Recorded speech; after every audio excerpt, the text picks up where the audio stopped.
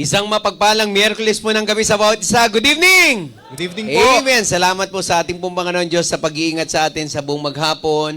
Yung iba po sa atin, maybe galing pa po ng work at diretso na po dito sa ating pong church para po ay makasama sa ating pong pagtitipon at pagbibigay ng papuri sa Panginoon Diyos. Yung iba, maybe galing sa school.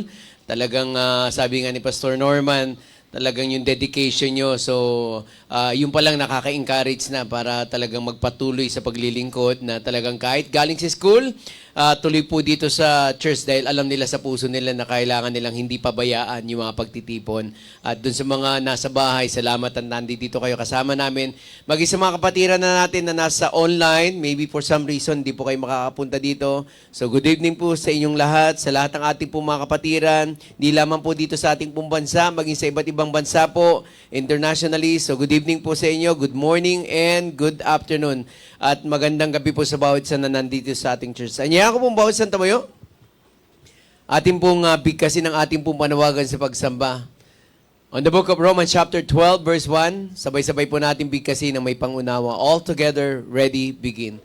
Kaya nga mga kapatid, ibinamamanig ko sa inyo, alang-alang sa mga kahabagan ng Diyos, na inyong iharap ang inyong mga katawan, na isang haing buhay, banal na kaaya-aya sa Diyos, na sa ninyong katampatang pagsamba. At para naman sa pahayag ng puso sa pagsamba, sabay-sabay din tayong lahat. All together now, ready, begin.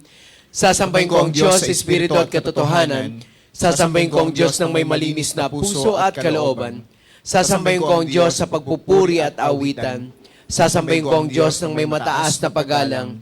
Sasambahin ko ang Diyos sa pagbibigay siya'y aking pararanglan. Sasambahin ko ang Diyos at salita niya ay pakikinggan. Manatili tayo nakatayo. Awitin po natin, Search Me, O God.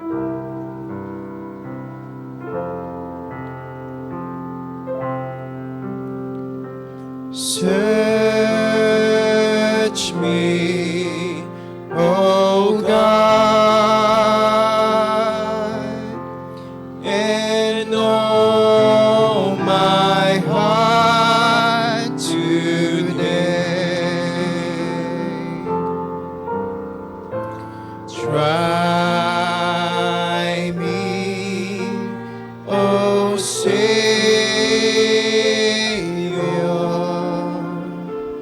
know my thoughts, I pray.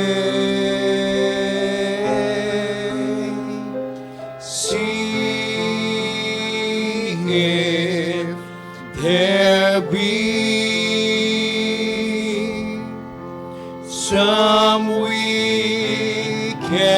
way in me.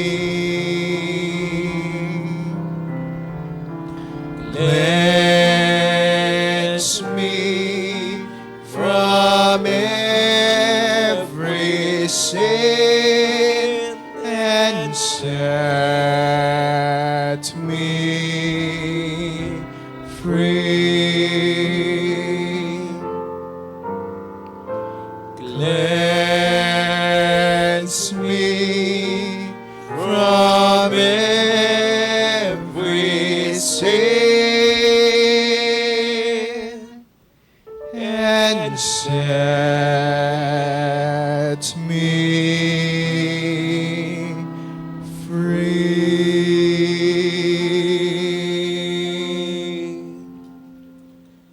Let us pray. Father God, once again, we thank you, Lord, for this wonderful evening, Lord, that you have given us to come together and give you all the glory that you deserve, Panginoon. Salamat po sa buong maghapong pag-iingat. Salamat, Panginoon, sa patnubay, even for all the blessing that we have received this day, Panginoon. And now, we're here gathering in your holy place, Lord. We want to give back all the glory, all the praises. And we pray that you will continue to bless every part of our program. We pray, Lord, that every person na gagamitin nyo, natatayo sa likod ng pulpitong Panginoon, ay maging pagpapala po at maging kagamit-gamit. Especially sa amin pong magiging tagapagsalita.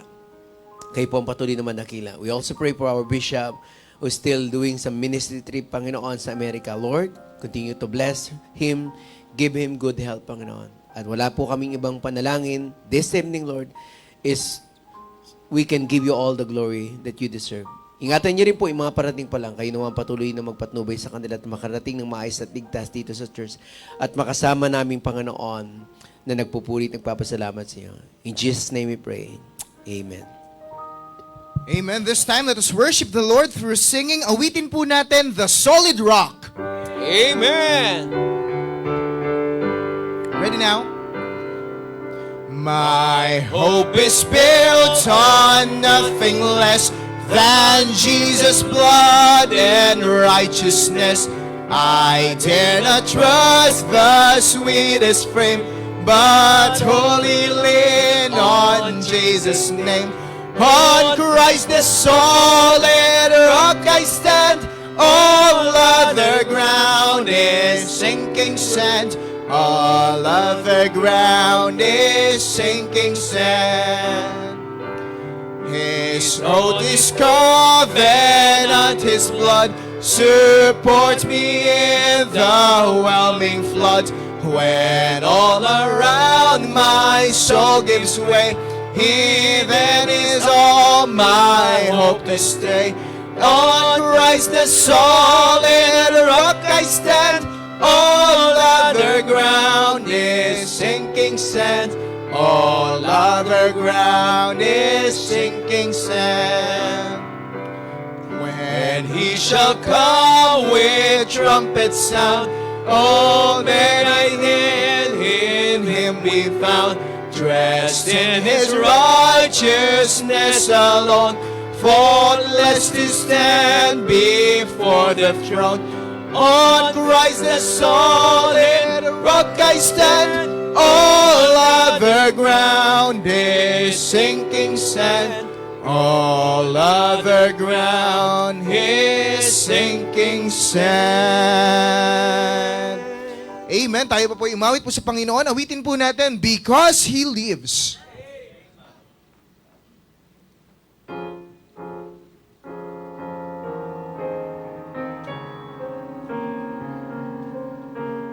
Ready now? God sent His Son. They call Him Jesus. He came to love, heal, and forgive. He lived and died to buy my pardon. An empty grave is there to prove my Savior lives. Because He lives, I can face tomorrow. Because He lives, all fear is gone.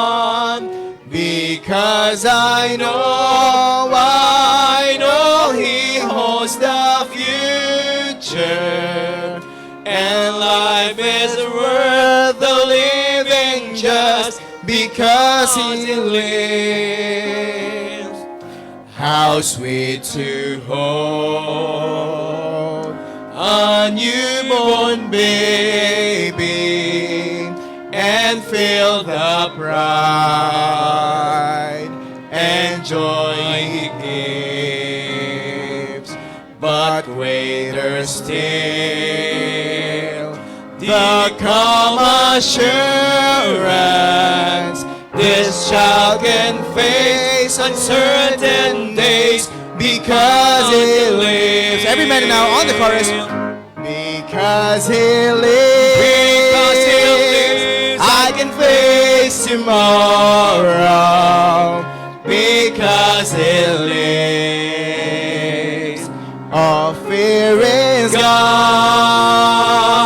Because I know He holds the future, and life is worth the living just because He lives. On the last stanza, everybody now. And then one day I'll cross the river, I'll fight life's fight, I'll war with pain, and then as death gives way to victory, I'll see the light of glory and I know He lives. Because He lives, I can face tomorrow. Because He lives, all fear is gone. Because I know He holds the future, and life is worth the living just because He lives. Amen. Maaari na po tayong makupo. Amen.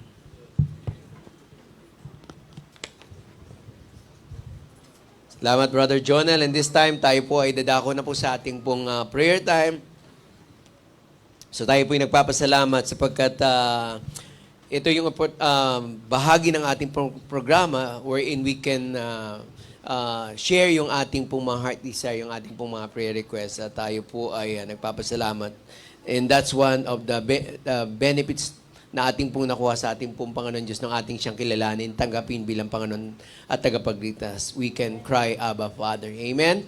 So patuloy natin isama sa panalangin, good health and protection ng ating pong mahal na Bishop. As I mentioned earlier, kanina sa ating introduction, sa welcoming remarks natin, ang ating pong mahal na Bishop ay nasa Amerika for the ministry trip together with Sister Sophia, sila Pastor Laos, and the other delegates. So patuloy natin isama sa panalangin, health and protection. I think may one instance sa ating prayer warriors na group chat na nagsabi dun si Bishop na medyo nakakabawi na siya. So keep on praying for his health and protection as well as yung strength, safety, and success ng mga ministry niya, both local and international. Okay? So hindi biro po na siya po ang talagang overall senior pastor ng lahat ng mga mission and churches natin all over the world.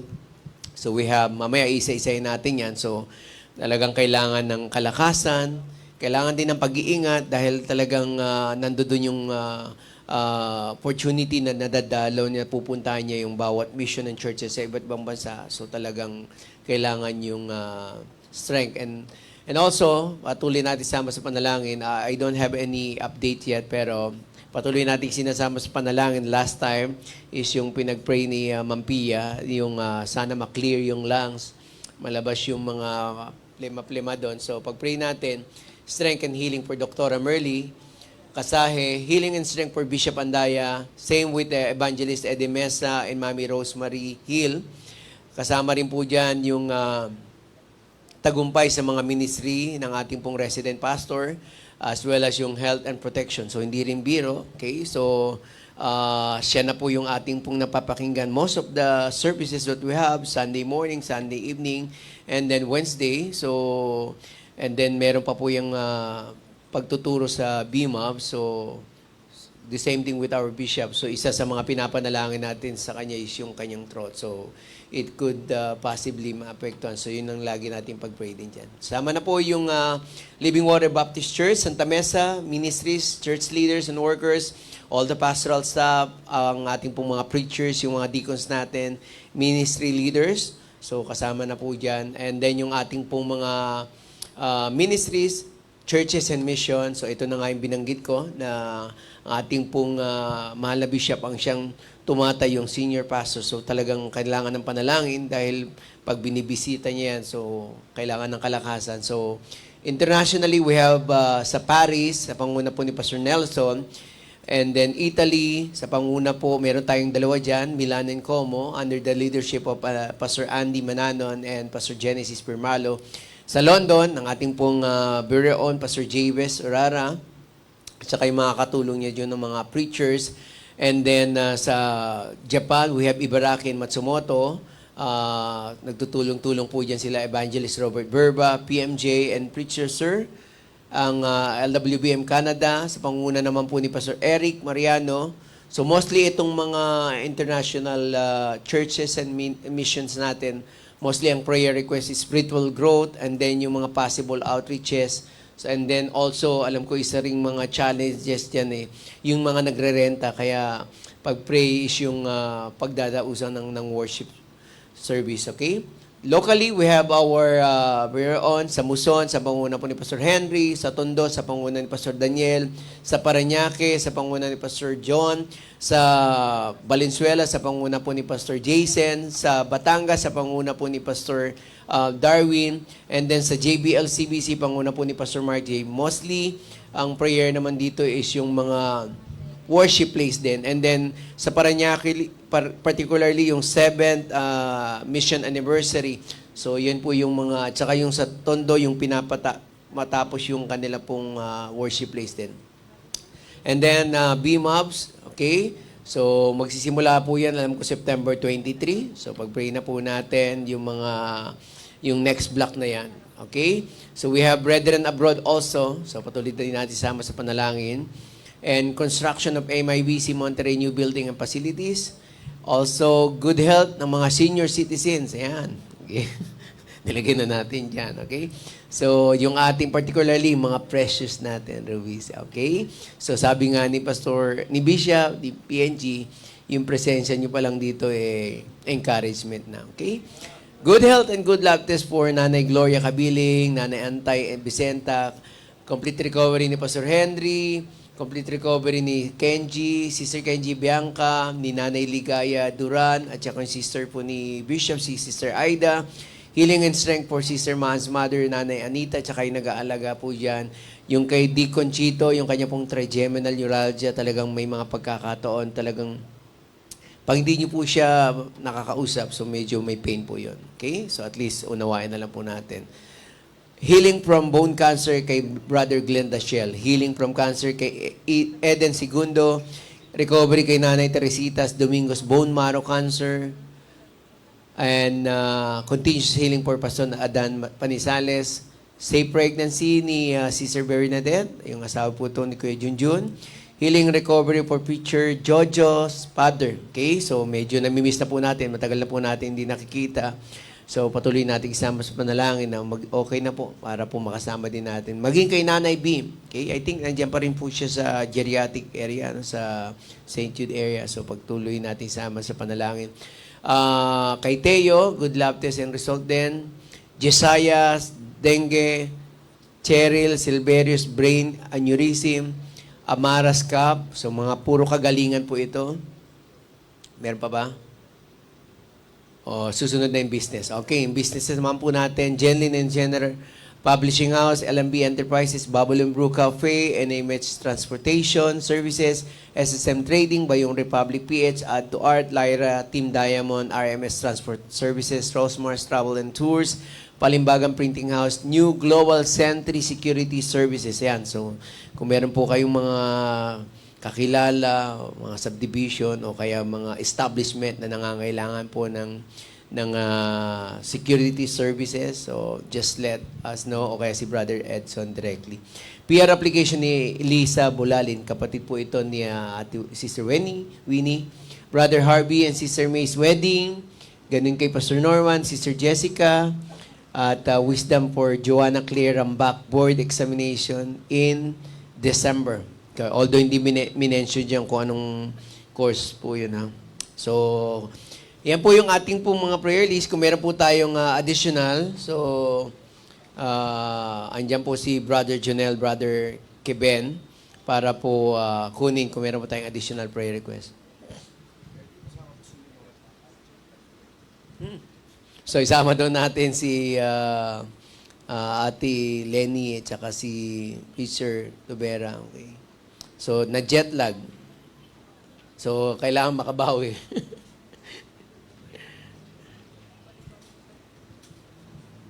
Sige po. Mamaya po, we welcome din natin yung bisita, pero naging particular lang ako dito sa kanya pong visitor card. So, nilagay niya dito kasi may nakalagay doon prayer request. So, para kay EJ, yan. ang nilagay niya dito, healing and guidance. Okay? So, yan, dinagdag na natin. Mamaya po natin i-welcome yung ating pong bisita. Ay, yung nga pala, yung kay promotion po ni Sister Pinky, sa patuloy nating isama sa panalangin. Okay? So, walang imposible sa Panginoon Diyos.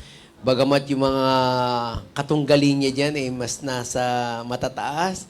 So, ando pa rin tayo sa kalooban ng Panginoon Diyos. So, pag-pray lang po natin kay Sister Pinky. Siguro mas maganda yung nag-e-edit dyan, dagdag na natin yun doon sa dulo.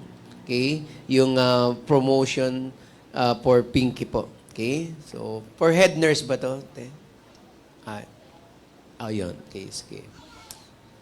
Sige po. Sino pa po?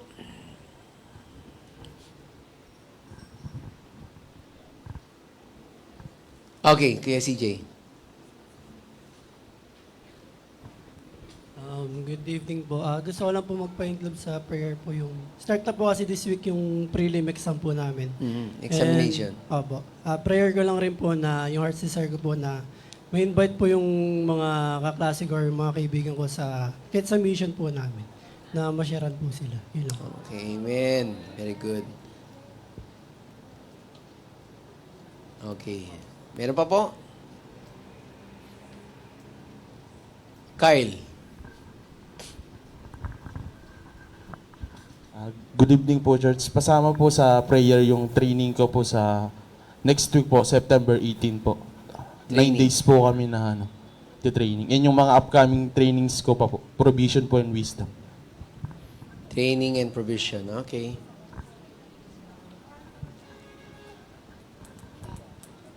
Ikaw lang ba yan? Kasama si Brother Ken? Dalawa kayo. Okay, sige. Meron pa po?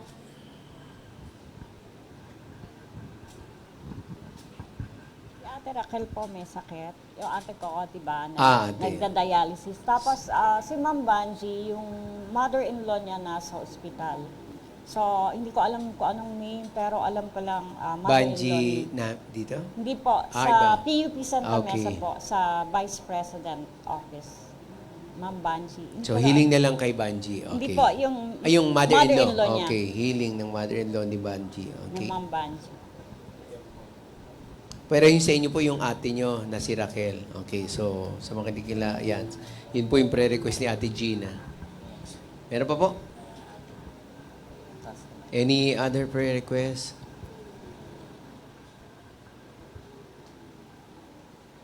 So ako, patuloy din natin isama sa panalangin. Ano po? Grace.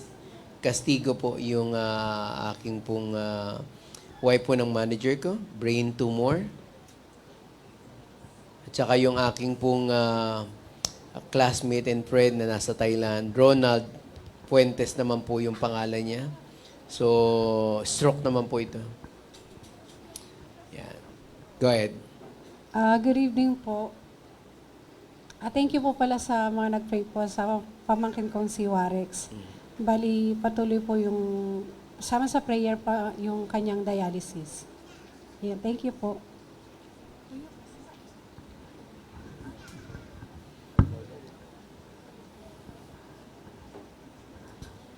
Okay na po? Wala na? Wala nang hamon? Going once? Going twice? Ito daw. Si Ate Lita. Mamalita muna. Pakisama po mga kapatid sa prayers yung mga kabataan natin kasi widespread yung chickenpox and dengue. Pag-pray po natin yung health ng mga... Kasi mga bata po prone sa chickenpox. Pag-pray po Okay. natin yung health ng mga babies natin. Ano na ba to? May outbreak na? Wala naman. Marami na. Go ahead.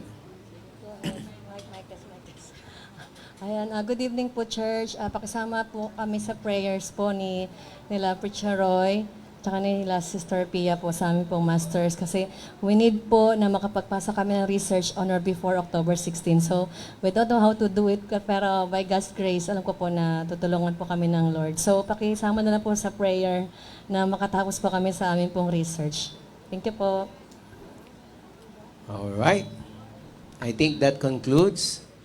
So, kung wala na pong dadagdag, mayroon pa, okay. Go ahead. Ma'am Ate Cheryl. Pastor, please pag-pray naman po yung mga parents ko kasi gusto po nilang magbakasyon. Sana po Nasa probinsya pa nasa ba US dito? po, Doctor. Okay. Sana po makauwi rin sila next year, early next year po. Good health for my parents, Okay. Pastor. Vacation. Okay? So, yung parang I think schedule to yan, na yan. Okay. Sige, Marga. Okay. Good evening po, Church. Pasama po sa prayer po yung safety po ng pagbalik nila Pastor Poy ni Ma'am Milet, ni Mama Poy ni Sir Rob po. Tomorrow po, dito po sa Philippines. Thank you po. Safe travel. Okay? Kuya Sigen.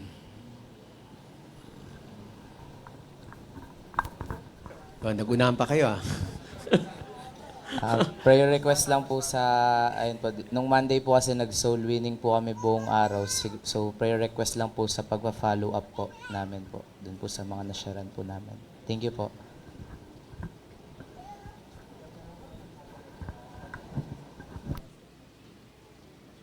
Alright. So, I think we're good. So, ganito na lang po yung gawin natin for now. So, I think for the past few prayer meeting natin, we do it partner. So, right now, individually, sa inyo pong kinaupuan, I suggest lang yung at least yung mga bata. So, let's do encourage them na may ano natin sa tabi natin to avoid any unnecessary distraction. Okay? So, at least individual, so we can pray. So, manalangin tayo. So, kung pwede ko yung mga dilat, mapaplash po natin dyan yung ating pong prayer list. And then, i-close ko po siya after a while. Thank you.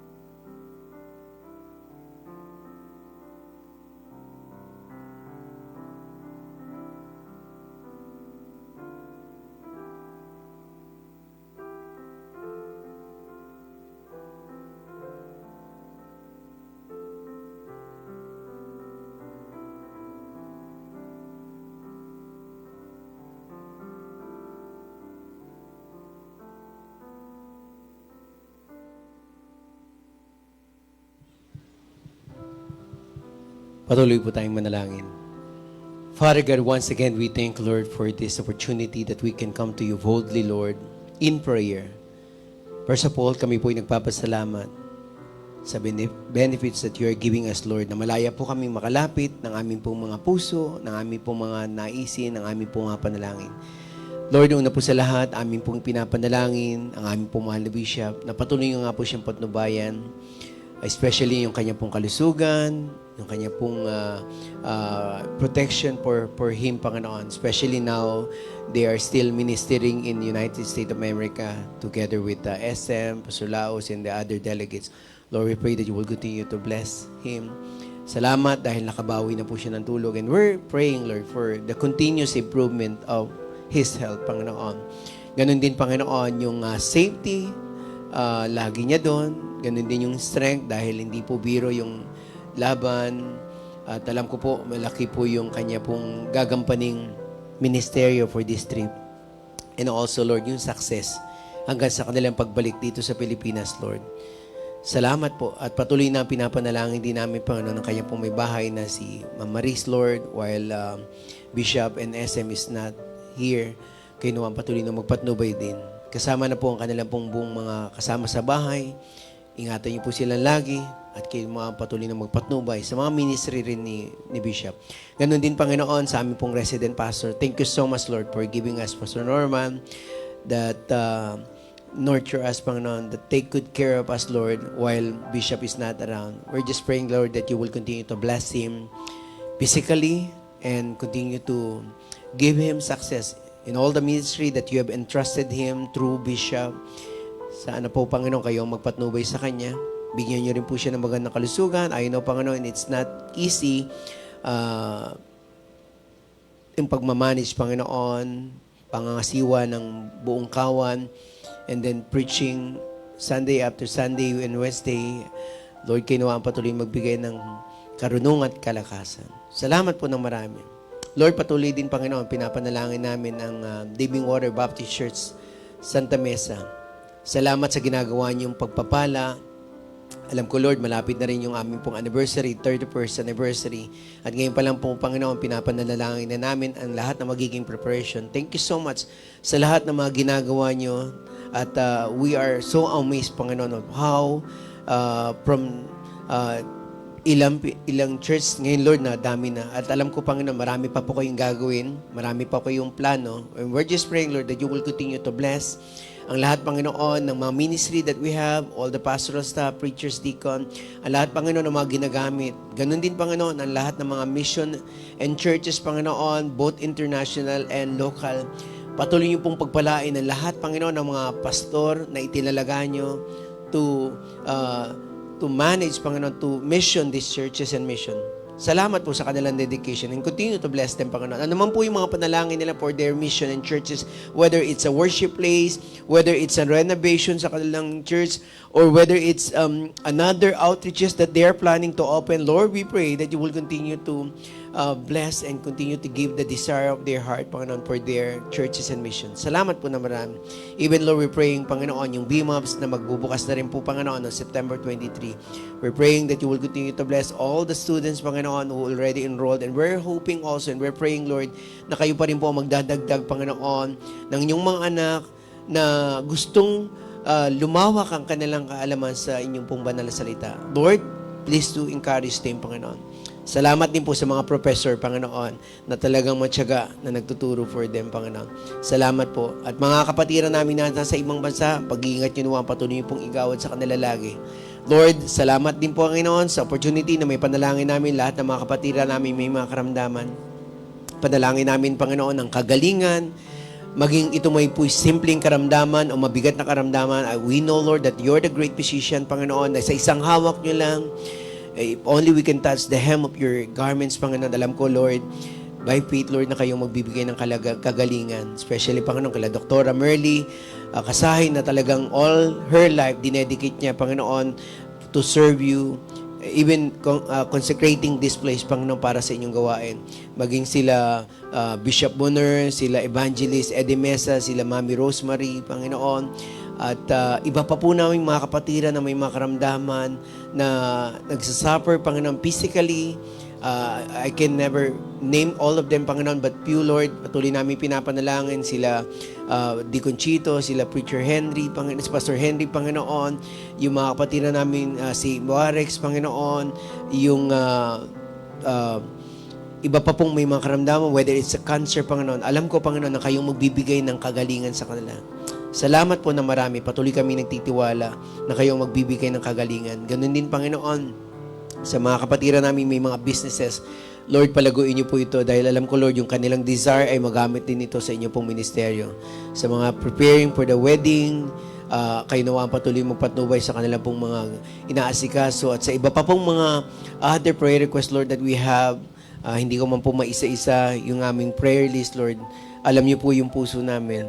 And also, Lord, we're praying also na kayo rin po patuloy magpatnubay sa parents din, Panginoon, ni Brother Junel, Panginoon, na nakabalik na po sa Amerika. So, give them good health, Panginoon, as they are experiencing jet lag, Panginoon. Ganon din, Panginoon, yung aming pong bisita, as we will recognize later, we're praying that you will continue to give healing din, Panginoon, sa kanya, and guidance sa kanya pong mga gagawin. Also, Lord, we're praying para po sa promotion po ni Pinky. Alam ko, Panginoon, hindi biro ang magiging laban niya, but we're claiming, Lord, na sa kalooban niyo, Panginoon, kayo magbibigay ng tagumpay for her.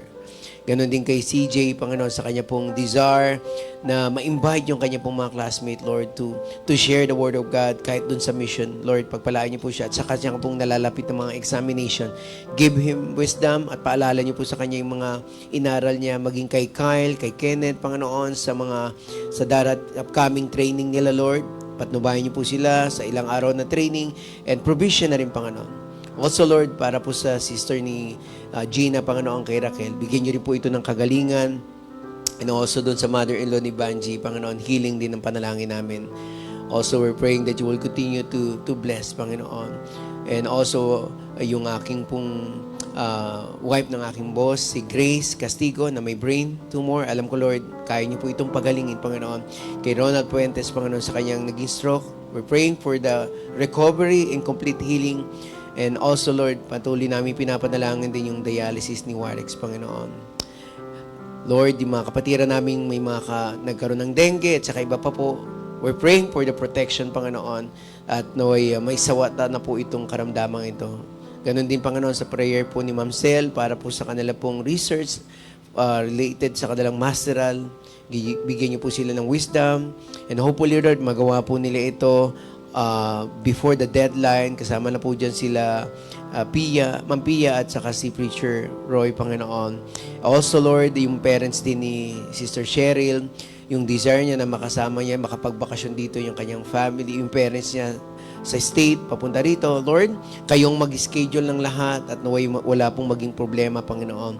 Maging kila Ma'am Mels, Ma'am Milet, kay Pastor Boy, yung kanilang pong safety pabalik, ingatan niyo po sila at naway makarating po sila ng maayos at ligtas.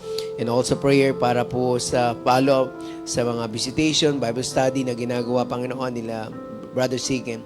Alam niyo po yung puso nila na patuloy na magamit. Naway pagpalain niyo po at may isaayos yung mga scheduling na ito, Panginoon. Salamat po ng marami for all the prayer requests at naniniwala ako, Panginoon, and we're claiming, Panginoon, turuan niyo lang po kaming na patuloy na magtiwala sa iyo. Salamat po na marami, pinupuri namin, pinapasalamatan. In Jesus' name we pray. Amen and amen. Ayan, salamat po. Tuloy-tuloy na po tayo. Alam ko po, as I mentioned, meron po tayong bisita at nabanggit na rin natin yung kanya pong prayer request dito. So kasama po natin this evening si EJ Arellano. Okay? So, ayan po si EJ. He is from Shepherdship Baptist Church sa Batangas po. Okay? So, thank you so much for being with us. Okay? Aside po kay EJ, meron pa po ditong first time? So, kung wala na po, tayo pong lahat ay tumayo. Awitin po natin. Sige po, awitin po natin, Ligaya ng Buhay. Ligaya ng buhay kung kilala mo si Kristo. Ligaya ng buhay kung siya'y manulubos mo.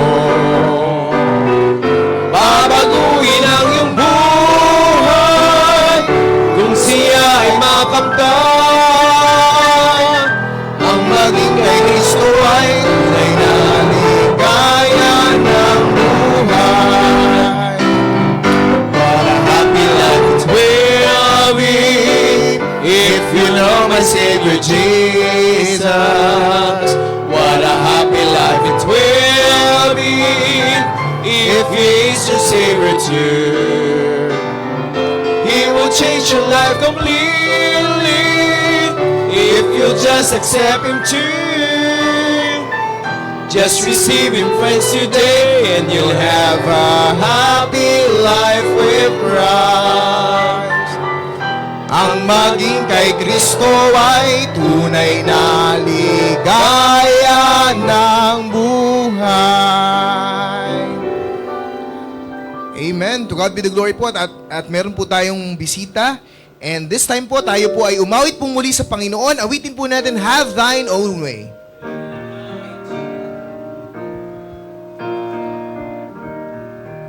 Ready now? Have Thine own way, Lord.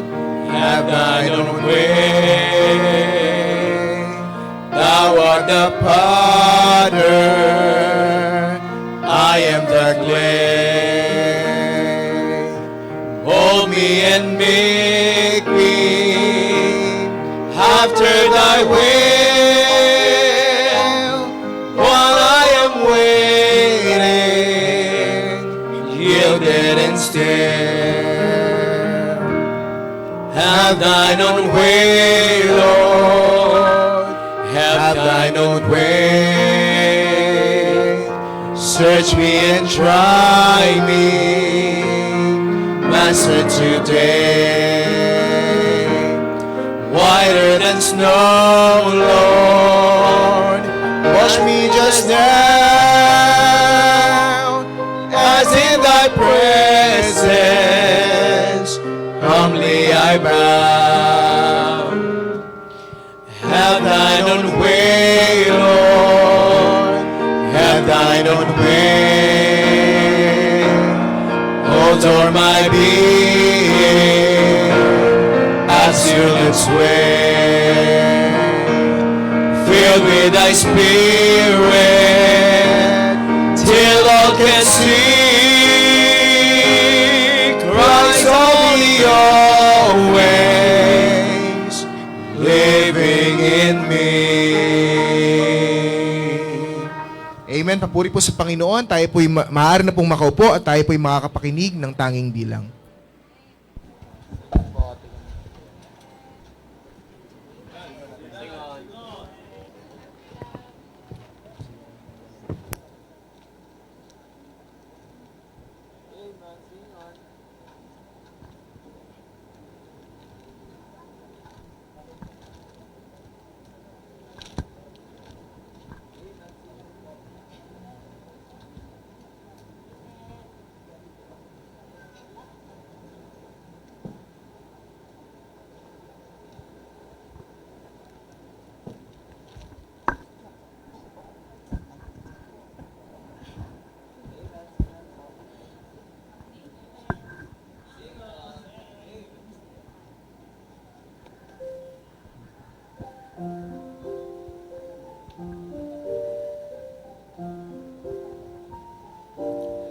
Lord, You know I don't have much to offer, but You use so that I give.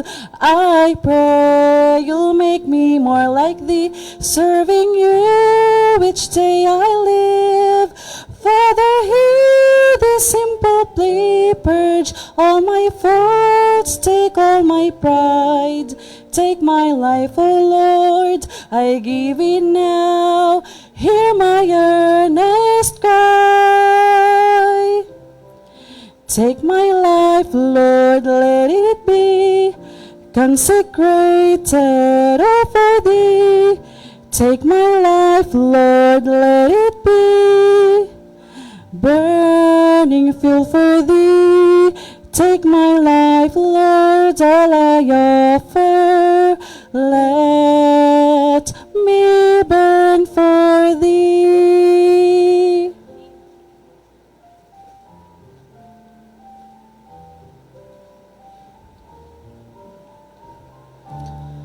Take my life, oh Lord, I'll give it up now. Take my works to be refined. Please take my thoughts and actions, Lord, lead in Your perfect design. Let me burn for You each day, help me to never go astray. Take my life, oh Lord, I give it now. Only this I pray. Take my life, Lord, let it be consecrated all for Thee. Take my life, Lord, let it be burning fuel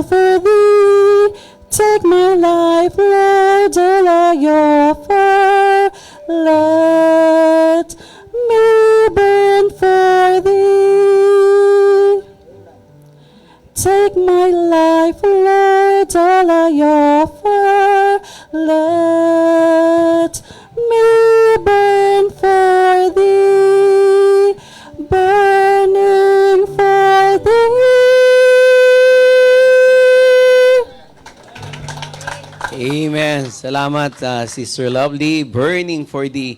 Amen? Alam ko po, handang-handa na po tayo sa ating pong favorite part ng ating pong program. Amen? Preaching nothing but the Word and pleasing no one but the Lord. Handa na po natin ang ating pong mga Bible, ating pong mga pen, at ang ating pong mga ballpen sa pakikinig po ng salita ng Diyos na dadalhin po sa atin ng ating pong resident pastor, Pastor Norman Mari Gatdula. Preach on! Amen. Praise God. Good evening po sa ating lahat. Good evening po. Ito po ba talaga yung favorite po ng mga Kristiyano? Yes, of course, we enjoy the we enjoy the ano yung sinasabi ko? Yes, we enjoy the singing, di ba? We enjoy praising God, pero nothing beats the preaching of the Word of God. Okay, alam nyo, jet to holiday, no? Okay, so tayo na po tayong lahat. And of course, let's continue to pray for our dear Tatay Bishop sa lahat po ng mga ministries po niya ngayon po sa United States. At alam ko po, no, naka-adjust na po yung ating pong bishop sa kanyang pagtulog. Kaya salamat po mga prayer warriors, no, sa patuloy pong pagpe-pray po sa ating pong senior pastor. At alam ko, miss na po natin siya. And very soon po, ay alam ko tatawid din yata po sila ng Canada. So please continue to pray for their team. Okay. So, let's read Joshua chapter 7 at basahin po natin ito responsibly. Joshua chapter 7, yung verse 1, ako po magbabasa, kayo po sa verse 2, and then on the last verse ay sabay-sabay po tayong magbabasa. Ready na po ba tayo? Okay po, so habang binubuklat niyo po yan, konting paalala lang po sa ating lahat, no, na kapag nag-start na po ang preaching, wala na pong lalabas, okay? Wala na pong magsi-CR. Upo lang po kayo para talagang makuha nyo yung lahat ng parte po ng preaching. So, hindi tayo para lumabas, para iinom pa po ng tubig pag preaching time, o pupunta sa banyo para umihi, o kaya po makipag-usap, makipagdaldalan sa mga katabi, at lalong-lalo na pag preaching, huwag kang matutulog. Dahil pag natulog ka, hindi ka makakakain spiritually. Tama? Okay po, so let's now study the Word of God, but first, let's read our chapter this evening na pag-aaralan po. Joshua chapter 7, but the children of Israel committed a trespass in the accursed thing. For Achan, the son of Carmi, the son of Zabdi, the son of Zerah, of the tribe of Judah, took of the accursed thing, and the anger of the Lord was kindled against the children of Israel.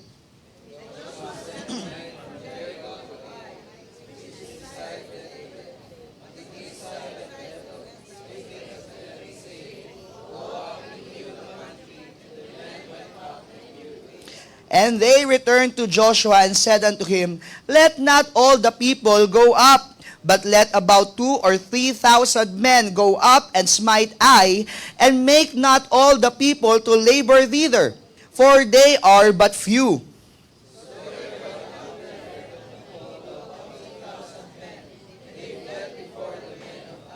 And the men of Ai smote of them about 36 men, for they chased them from before the gate even unto Shebarim, and smote them in the going down, wherefore the hearts of the people melted and became as water.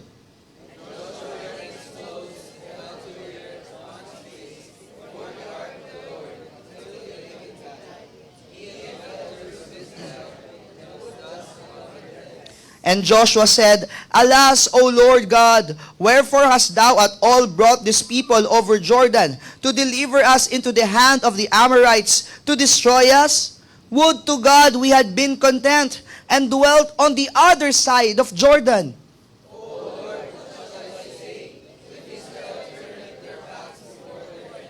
For the Canaanites and all the inhabitants of the land shall hear of it, and shall environ us round, and cut off our name from the earth. And what wilt thou do unto thy great name? And the Lord said unto Joshua, Get thee up, wherefore liest thou thus upon thy face?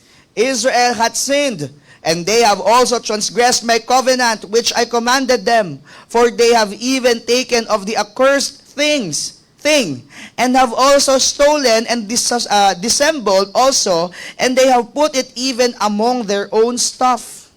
Therefore the children of Israel must stand before their enemies, and turn their backs before their enemies, because they were accursed, neither will I be with you anymore. Sanctify the people, and say, Sanctify yourselves against tomorrow. For thus saith the Lord God of Israel, There is an accursed thing in the midst of thee, O Israel. Thou canst not stand before thine enemies until ye take away the cursed thing from among you.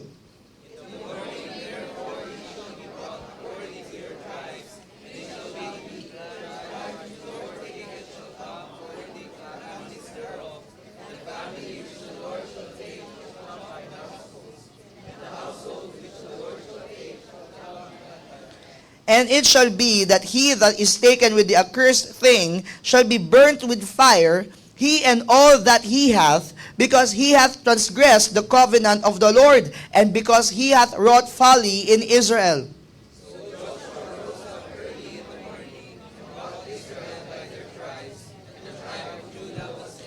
And he brought the family of Judah, and he took the family of Zarhites, and he brought the family of the Zarhites man by man, and Zabdi was taken.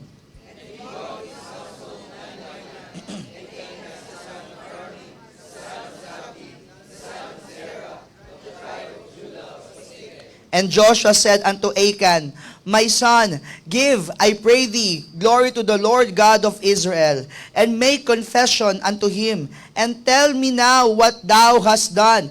Hide it not from me.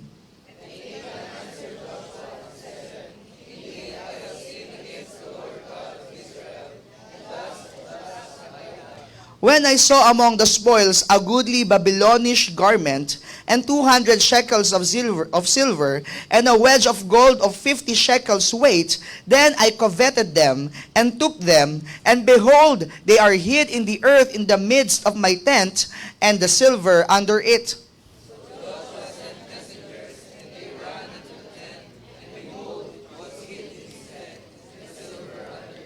And they took them out of the midst of the tent, and brought them unto Joshua, and unto all the children of Israel, and laid them out before the Lord.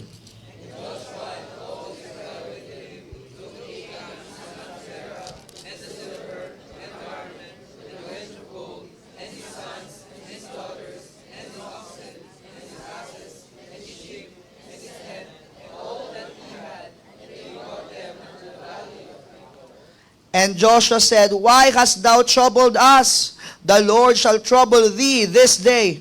And all Israel stoned him with stones, and burnt them with fire, after they had stoned them with stones. Verse 26, everybody ready, begin. And they raised over him a great heap of stones unto this day. So the Lord turned from the fierceness of his anger, wherefore the name of that place was called the Valley of Achor unto this day. Tayo po'y manalangin. Dear Father in heaven, thank you Lord sa gabi po ito, binigay po sa amin. Thank you Lord that we are able to study your word once again. Thank you Lord for the privilege, for the freedom Lord, to hear your words once again. Panginoon, gabayan niyo po kami Panginoon sa aming pong pag-aaral. Buksan niyo po ang aming puso't isipan, Panginoon. Nawa po makapenetrate po ang inyong salita sa aming pong mga buhay. Thank you for everything, Lord, and we also pray for our senior pastor, our Bishop Freddy De Vega, na patuloy pong ingatan at pagpalain po sa kanyang po pagmiministeryo sa lugar po ng United States. Thank you for everything, Lord, at ang mga kapatiran po namin, Panginoon, nasa banig pa rin po ng kalamdaman, Panginoon, sa oras po na ito, lalo na, Panginoon, ang mga may dengue, Panginoon, at ang mga naka-confine sa ospital, nawa, Panginoon, ay pagalingin niyo na po sila, Panginoon, at paginawain niyo na rin, Panginoon, ang kanilang mga pakiramdam, and provide din po ang pangangailangan po nila. Thank you for everything, Lord. In Jesus' name we pray. Amen and amen. Sige po, maana po kayong umupo. Nakita po natin na ang isang istorya po, o isang parte ng kasaysayan po ng bayan po ng Israel as they conquer the promised land. In Joshua chapter 6, makikita po natin, in Joshua chapter 6 verses 15 to 19, nandyan po, natin makikita yung victory po ng Israel sa pamamagitan po ng kanilang pagsunod, okay? Jericho, the country of Jericho was defeated through God's extraordinary power and Israel's obedience. Kaya nga kung i-contrast natin yung dalawang chapter, in Joshua chapter 6, nakita natin doon yung victory through obedience. And in Joshua chapter 7, makikita naman natin yung defeat through disobedience. Nakita natin yung contrast po ng dalawa pong chapter. At alam po natin na yung Jericho po ay may impenetrable na walls. At nakita po natin yung himala po na ginawa ng Panginoon sa pamamagitan po ng pagsunod ng bayan ng Israel.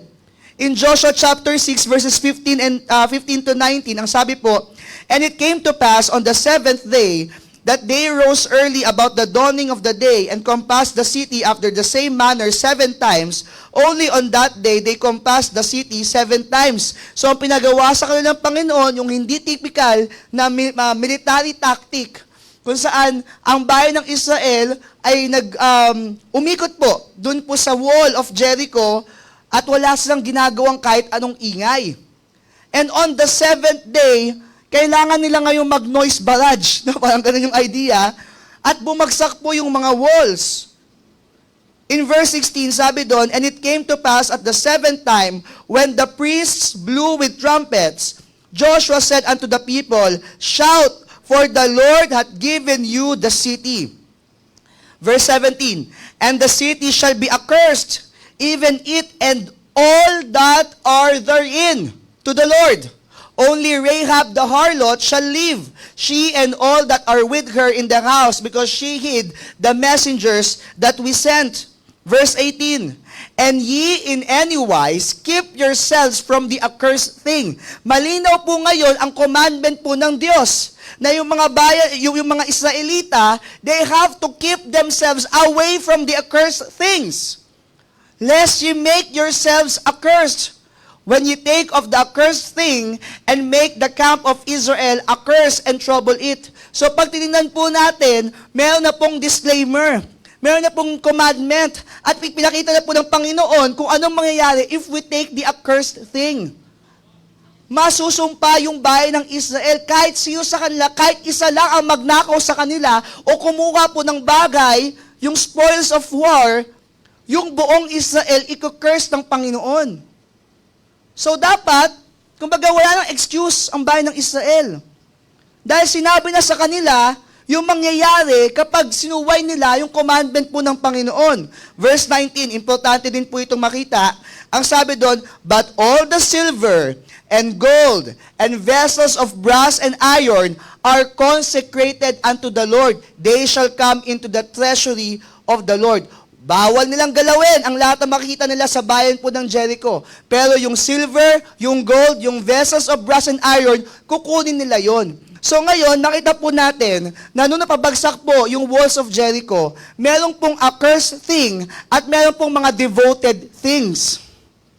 Ibig sabihin, huwag niyong hawakan yung mga bagay na yan, pero kung silver yan, gold yan, vessels of brass yan, devoted thing yan. Ano po ibig sabihin? Ibibigay po yan doon sa bahay ng Panginoon. Ibibigay po yan sa Panginoon, sa treasury of the Lord. So, may kinuha pa rin po sila, pero hindi para sa sarili po nila, para po sa Panginoon, okay? Sa treasury of the Lord. So, may accursed thing, may devoted things. In Joshua chapter 7, makita po natin doon yung staggering defeat ng Israel from Ai to Ai. Sorry, Ai pala. Okay, isang maliit na bayan lamang po ito. Yung Ai po ay maliit na bayan lamang po.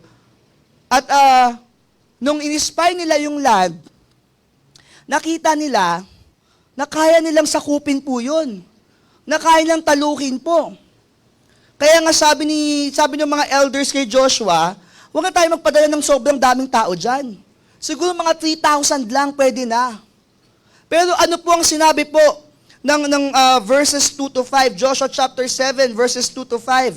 "And Joshua sent men from Jericho to Ai, which is beside Bethaven on the east side of Bethel, and spake unto them, saying, Go up and view the country. And the men went up and viewed Ai. And they returned to Joshua and said unto him, Let not all the people go up, but let about 2,000 or 3,000 men go up and smite Ai. And make not all the people to labor thither, for they are but few."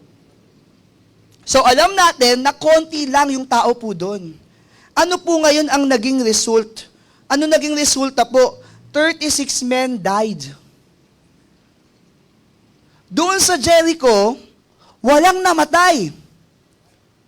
Isang mahirap atakihin na bansa, may walls, pero natalo nila, walang namatay. Kaya nakita po natin ngayon, yung sinasabi po dyan, and the men of Ai smote of them about 36 men. 3,000 men, lahat po tumakas. Kahit konti lang yung Ai, lahat sila natalo, tumakas. 36 sa kanila namatay. Sabi doon, wherefore the hearts of the people melted and became as water. Kung sa war, yung 36, parang konti lang naman nun. Pero silang galing po sa victory kung saan wala pong namatay. Dito po, kahit isa lang mamatay, malulungkot sila. 36 ang namatay. 3,000 sila doon, pero talo po sila. Alam niyo po, nakita ko po dito, na nowhere in this group of verses, nakita po natin na kumonsulta sila sa Panginoon. Sa Jericho, nakita natin yung guidance ng Panginoon. Siguro na-excite sila, kaya pala natin yung ganun. Pagdating nila sa Ai, wala ka nakita, nag-pray sila sa Panginoon, humingi sila ng guidance, in-spy nila yung lupa, tapos ang ginawa nila, umatake agad sila. Wala pong guidance ng Panginoon. Ibig sabihin kaya ito, naging self-confident na po yung mga Hudyo, yung mga Hebreo, because of their victory from Jericho. Kaya in verses 6 to 9, makikita po natin na yung prayer po ni Joshua may sorrow and confusion kung bakit po inalaw ng Panginoon na sila po ay matalo. Sa verses 10 to 15, magre-respond ngayon ng Panginoon sa kanya, telling Joshua that Israel sinned and stole accursed and devoted things. Siguro akala po ni Joshua, akala ng mga taga-bayan ng Israel, safe na sila. Siguro sabi, safe ka na. Pero nung katotohanan, hindi pala sila safe. Kaya ang title po ng preaching natin ngayong gabi, Are You Safe? Safe ka na ba? Makita natin ngayon sa story na to, hindi pa pala sila safe. Siguro sabi nila, kaya natin taluhin yun. Total, natalo natin yung Jericho eh. Safe tayo. Yun pala, hindi pala sila safe. Bakit? Meron silang dinisobey na commandment ng Panginoon. Kaya makinig po tayong mabuti. Dahil baka mamaya sa ating pong buhay bilang pong mga Kristiyano, akala natin safe tayo. Pero baka mamaya, meron pa tayong mga tinatago sa buhay natin na hindi mo pwedeng itago sa harapan ng Panginoon. In verses 16 to 21, nagkaroon na po ng manhunt. Okay? Alam ng Panginoon kung sino po yung may kasalanan. The Lord knew who the sinner was. Pero He will be slowly pinpointing it. Nakita niyo po yung mode, no? Pinakita muna kung itong tribo, tapos from Judah to ito hanggang sa mapinpoint po kay Achan. Alam niyo po, habang pinag-aaralan ko po ito, ang naisip ko po, was the Lord trying to give Achan a chance? Kasi kung tutuusin, ikaw na nagkasala, alam mong ikaw yung may kasalanan yan. Di ba? Malinaw po yung sinabi po sa Bible na kapag ikaw nagnakaw ka doon sa Jericho o may kinuha ka, ganito ang mangyayari sa bayan ng Israel. Na kahit isang part lang siya, isang tao, isang pamilya lang sila sa bayan ng Israel, pwedeng may effect doon sa national factor. Kaya po in verse 18, tingnan niyo po, verse 17. And he brought the family of Judah. Okay, so sabi ng Panginoon, sige, i-consecrate ng Israel ang sarili nila ngayong araw na ito. Dahil bukas, magsisimula yung manhunt. Okay? Alam ng Panginoon kung sino mga kapatid. Pero ang naiisip ko, baka binibigyan pala niya ng chance si Achan na come clean. Mag-apologize, i-surrender yung accursed things. Okay, dumating na po yung araw. O sige, lahat ng representatives ng bayan ng Israel, sabi ng Panginoon kay Joshua, nasa family of Judah. Siguro, biglang kumabog yung puso ni Achan. Teka, wag muna. Kasi baka mamaya makalusot pa ako. Ano lang to iniisip ko lang, baka ganito po, no? Sabi ng Panginoon, o lahat ng nasa family of Judah, kunin mo yung family ng Zarhites. Lalong sigurong bumilis yung kabog ng dibdib ni Achan. Di, baka mamaya makalusot pa ako, di ba? Baka mamaya may iba pang kumuha naman, di lang ako, di ba? From the family of Zarhites, man by man, nandun naman po yung Zabdi. Lalo pong kinabahan si Achan. Ako, papalapit na papalapit sa akin, baka mamaya. So ikaw, di ba, kung ikaw yung makasalanan, dapat ilang beses yon? Judah, Zarhites, Zabdi, 3 times. Sana nag-come, ako na po yun, ako na po, sorry po, ito na po yung mga accursed things. Pero hindi natin nakita sa storya yun. Kinailangan pa na ipinpoint siya ng Panginoon up to the last minute. Tignan niyo po, verse 18. And he brought his household, si Zabdi po yun, and he brought his household man by man. And Achan, the son of Carmi, the son of Zabdi, the son of Zerah, and of the tribe of Judah, was taken. Wala tayong nakita na sumuko si Achan. He was taken. Kaya ang nakita po natin dito, na corner na po siya. Wala na po siyang kalalabasan, kundi umamin. Kaya sa verses 18 and 19, na corner po siya, sinabi niya that he took the Babylonish garment. So pag tignan niyo po dito, ang sabi doon, verse 20. Indeed, I have sinned against the Lord God of Israel, and thus have I done. Verse 21.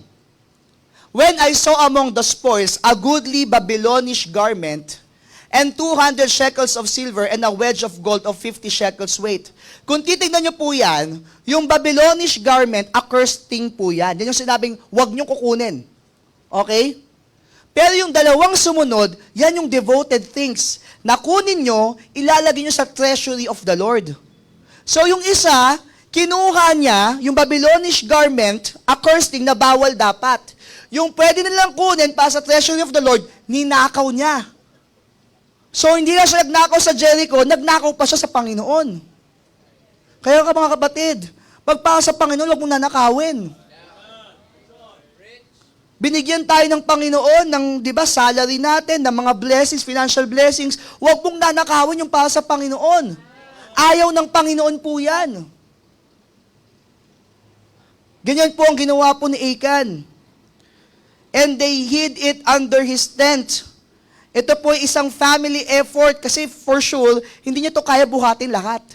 Nung sinearch ko po, yung ano po, yung, teka lang po, napin natin. Yung silver po, yung 200 shekels of silver, would probably be around 2.28 kilograms. Yung gold naman po would probably be more than kalahating kilo. Okay? Mga 0.58 kilos. Yung Babylonish garment could have been long enough to cover a man.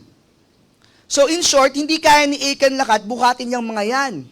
And we don't know kung yung silver, maraming pieces po yun. And kung marami pong mga nakakitang mga Israelites, I'm sure, yung iba po baka look out. Yung iba po baka kailangang itago yung pagnanakaw nila ng mga items. So ito po, makikita natin na isang family effort. So hindi to kayang i-carry alone ni Achan. Kailangan niya yung family niya at yung mga family niya, yung kapamilya niya, they willingly consented to this. Ano po ang naging resulta?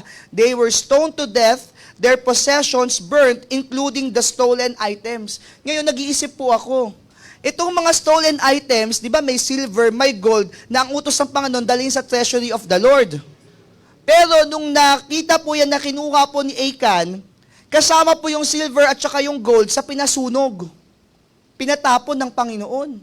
Alam niyo po, pinapakita sa atin po dito, na hindi naman talaga kailangan ng Panginoon yung gold at saka yung silver. Ang kailangan ng Panginoon yung obedience po natin. Remember po yung sinabi po ni Samuel sa 1 Samuel chapter 15 verse 22 kay Saul, hath the Lord as great delight in burnt offerings and sacrifices as in obeying the voice of the Lord? Behold, to obey is better than sacrifice, and to hearken than the fat of rams. Magtataka ako, pwede naman sabihin ng Panginoon, yung gold and silver, ibalik sa treasure, ilagay sa treasury ng Panginoon. Pero hindi, kasama na po yun sa pinatapon. Accursed na rin siya. Hindi na gagamitin ng Panginoon kasi accursed na.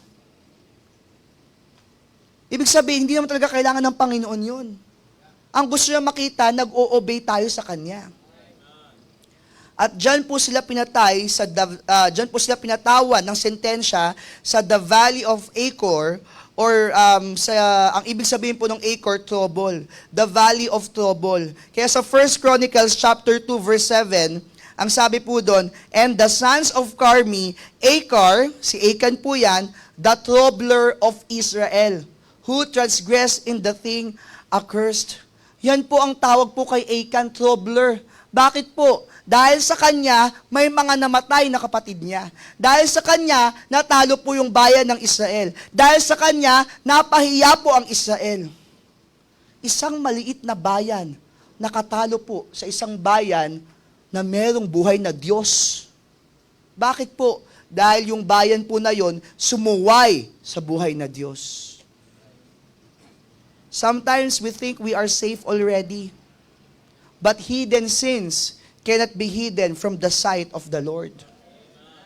We have to constantly assess our hearts that we are not living a double life. Dapat po, pagdating po sa ating pong buhay, hindi dalawa yung mukha po natin. Dapat hindi tayo nag-wear ng mga maskara each and every day. Dapat makita sa atin yung sincerity. Dapat makita sa atin yung true heart of worship. Yung true heart of obedience. Yan dapat ang nakikita po sa mga Kristiyano. Kaya makinig po tayo mabuti. Kasi baka mamaya isip mo, ay safe ako dito sa preaching na ito. Baka hindi ka safe. Okay? Kahit sabihin ng mga tao, oh, safe ka na. Pero yung katotohanan, sa mata ng Diyos, baka hindi ka pa safe. Saan po dapat tayo safe? Again, are you safe? Saan daw po dapat tayo maging safe? Number 1, we have to be safe from wrong leadership. Wrong leadership. Achan was a bad father. Achan was a bad leader. Bakit po? He led his family to doom. Namatay yung family niya because of his bad leadership. Wicked leadership actually. Kaya nga sa atin po, in application, paano tayo nag-lead sa ating po mga relationships? How do we lead our family? How do we lead our ministries? Baka mamaya, sa itsura, mukhang okay, pero pag nasa loob na, hindi pala okay. Sa harap ng mga tao, parang okay naman, pero pag nasa loob na ng bahay, di ba, kung ano-ano nang pinag-uusapan o kung ano nang ginagawa. We have to be safe from wrong leadership. Tingnan niyo po yung sinasabi po ng Biblia about righteous and wicked leadership. May righteous leadership, may wicked leadership. Proverbs 29 verse 2. Proverbs 29 verse 2. When the righteous are in authority, ano po mangyayari? The people rejoice. But when the wicked beareth rule, ano na po mangyayari? The people mourn. At alam niyo po, nakikita po natin yan sa panahon natin ngayon. Dahil may mga wicked officials, ano po ang nangyayari po sa mga tao? Nagmo-mourn po ngayon. Let's pray for Nepal. Gabi po, yung nangyayari po dun sa Nepal. Yung mga missionaries po doon, ay pa-pray din po natin. Kasi po, I think related pa rin po sa baka, yung kanila pong problem din doon. So hindi lang naman po tayo, no? Parang isang bridge yata yun na substandard, bumagsak. Parang ganun yata yung story. I don't know the whole story. Pero in short, yung mga Gen Z doon, ina-atake ngayon yung mga corrupt government officials. Just recently, ganun din ginawa sa Indonesia. Di ba? Yung ninakawan nila yung bahay ng isang corrupt government official. Ano po nangyayari sa bansa po natin ngayon? Kaya tamang Bible. Kapag nasa authority, righteous, the people will rejoice. Pero pag wicked, ang nandoon po, the people mourn. Hindi po ako nagpropromote ng any political spectrum po dito, ha? Sinasabi ko lang po yung nangyayari po na reality po natin ngayon sa bansa. Minsan sasabihin na safe na siya, yung pala, kinabukasan, hindi na safe. Kaya kanina daw, nag-release ng statement na no one is safe. Di ba? Mali din po yun. You can be safe if you are in the Lord. Proverbs 16 verse 12. It is an abomination to kings to commit wickedness, for the throne is established by righteousness. We know that the powers are ordained by God. Kaya sabi nun, abomination to kings to commit wickedness. Proverbs 20 verse 28. Mercy and truth preserve the king, and his throne is upholden by mercy. Mercy lamang po ng Panginoon. 2 Samuel 23 verse 3. The God of Israel, the rock of Israel, spake to me, He that ruleth over men must be just, ruling in the... kaya yung mga natin, nagkakaganito po, kasi wala na yung fear of God. Kaya ang daling magnakaw sa kaban ng bayan, kasi wala nang takot sa Diyos. Kaya alam nyo po, kahit ako po nagkakaroon po ako ng galit doon sa korupsyon. Bakit? Yan po ay matinding indirect murder. Bakit po? Pagpatay ng tao. Bakit po? Kapag ang government funds hindi nakarating sa dapat na intended recipients niyan, yung mga tao na yan maghihirap, magkakasakit, magugutom, mamamatay sa mga natural disasters, indirect murder. Kaya pala dito sa bansa natin, kapag ikaw nakasuhan ka ng plunder, tama po ba? Ang pinakamatinding parusa niyan, capital punishment, which is, dapat ang tawag doon? Hindi po, death. Death penalty po yan. Kaso lang kasi, hindi natin ina-apply yung death penalty ngayon. Pero tama po ba? Plunder is, alam ko, death penalty ang parusa po yan. Makes sense. Kasi ang daming mamamatay kapag merong nangungurap. At tama po ang Biblia sa sinasabi na dapat po, ang isang ruler, dapat po may takot po sa Diyos. Ang nakikita po natin sa society natin, wala na pong takot sa Diyos. Kaya ganito po ang nangyayari. Kahit po sa mga pastor, Jeremiah 23 verse 4, And I will set up shepherds over them which shall feed them, and they shall fear no more, nor be dismayed, neither shall they be lacking, saith the Lord. So Panginoon ang nag-set up sa mga shepherds. 1 Peter 5 verses 2 and 3, Feed the flock of God which is among you, taking the oversight thereof, not by constraint, but willingly, not for filthy lucre, but of a ready mind, neither as being lords over God's heritage, but being ensamples to the flock. Sa amin din po mga pastor, meron din ibinigay ang Bible na kung paano din po kami dapat mamuno. In 1 Timothy chapter 4 verse 12, ito po ang payo po ni Apostle Paul kay young Timothy, isang young pastor. Ang sabi doon, let no man despise thy youth. Pero paano daw po siya magli-lead? I-impose po ba niya yung authority niya? Hindi po. Ang sabi doon, be thou an example of the believers in word, in conversation, in charity, in spirit, in faith, in purity. Sa usapin naman pong pamilya, iwasan po natin ang wrong leadership sa loob po ng ating pong pamilya. Amen? In Proverbs 22 verse 6, Train up a child in the way he should go, and when he is old, he will not depart from it. We have to train our child in the right way that they should be walking upon. Hindi po ang ituturo natin sa kanila, uminom ng alak. Yung tipong idea, kaysa sa labas matutuyan, dito na lang sa loob ng pamilya. Hindi yung tayo pa magtuturo sa anak natin ng mga bisyo. Hindi yung tayo pa magtuturo sa loob ng bahay kung magmumura sila, yung marinig sila sa atin na nagmumura tayo. Dapat ang nakikita po sa atin sa loob ng pamilya, yung pagiging Kristiyano, yung pagiging Bible-based natin, yung mga standards ng pagiging isang Kristiyano, na hindi po sa bisyo, dapat ang Kristiyano hindi magagalitin, ang Kristiyano hindi nagmumura, Ang Kristiyano dapat hindi nagsisinungaling. Ang Kristiyano dapat sincere. So dapat nakikita na po yan sa bahay po. Ephesians chapter 6 verse 4, "And ye fathers provoke not your children to wrath." Ano daw po ang gagawin? "But bring them up in the nurture and admonition of the Lord." Deuteronomy chapter 6 verses 6 and 7, "And these words which I command thee this day shall be in thine heart, and thou shalt teach them diligently unto thy children." Ito daw po ang ituturo ng mga ama sa kanila pong mga anak sa bayan ng Israel. "And shall talk of them when thou sittest in thine house, and when thou walkest by the way, and when thou liest down, and when thou risest up." Ituturo nila yung daan po ng Panginoon. Proverbs 20 verse 7, "The just man walketh in his integrity, his children are blessed after him." Isa po sa magandang example po ng isang leader, whether national leader or leader ng family niya, ay walang iba kundi si Joshua.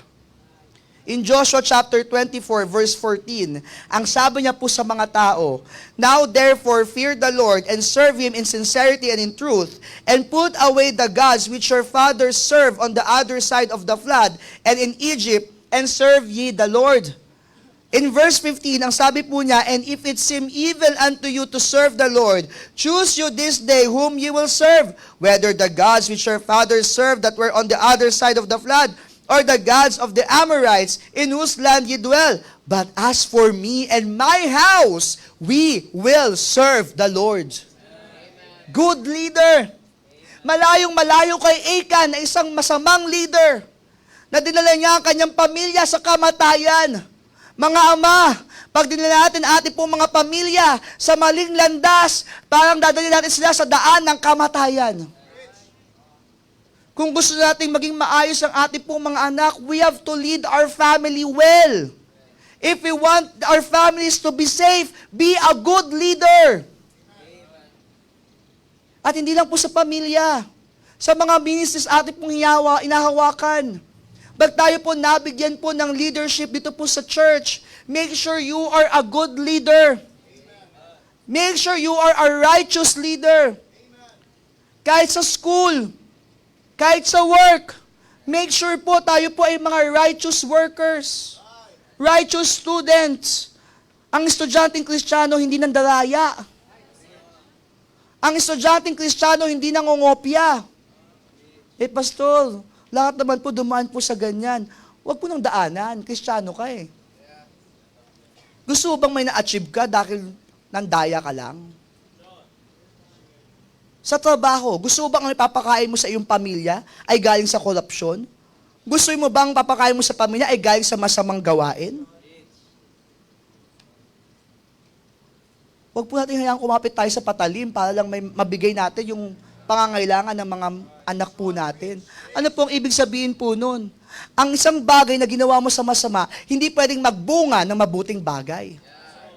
Kung ang ipapakain mo sa pamilya mo ay galing sa masama, hindi ibig sabihin yan, magiging mabuti ang mga anak mo. Yan ang sinasabi po ng Bible. Hindi pwedeng mabuting bagay ang manggaling po sa masamang bagay. Kung masamang bagay ang pinanggalingan, masama rin po ang magiging bunga po niyan. Kaya matakot po tayo. Mabuti na po na kahit magutom yung mga anak natin, basta may integridad po tayo. Kaya nga sabi nun, the children will be blessed kapag ang isang tao may integrity. Are you safe from wrong leadership? Are we safe from wrong leadership? Number 2, nandiyan pa po ba kayo? Are you safe from wrong love? Usaping pag-ibig na naman po, Pastor, ha? Joshua 7:21, tingnan nyo po. "When I saw among the spoils a goodly Babylonish garment, and 200 shekels of silver, and a wedge of gold of 50 shekels weight, then I coveted them." Yan po yung naramdaman po ni Achan, may covetousness po. Meron pong greed, kasakiman. At yun po ang kinuha nila at tinago po nila in the midst, in the earth, in the midst of their tent. So he coveted the accursed thing and the devoted things. Kaya po sila napunta sa kamatayan. Kaya po sila, di ba, kaya po nasalot po yung bayan po ng Israel. Dahil nagkaroon po ng maling pag-ibig po si Achan. Nagkaroon po siya ng covetousness in his heart. At mga Kristiyano, dapat po, tayo po, ay huwag din pong magkaroon ng ganito. Malinaw pong sinasabi po sa ilan po sa mga talata sa Biblia, tulad po ng 1 John chapter 2 verses 15 to 16. Sige nga po, kayo po ang magbasa. 1 John chapter 2 verses 15 and 16. Everybody, malakas po. Ready, begin.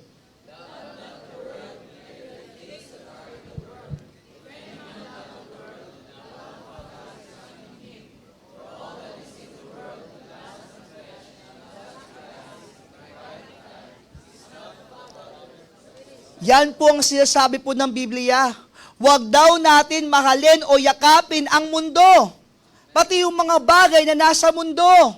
Hindi po tayo anti-rich. Hindi po tayo anti-materials. Okay?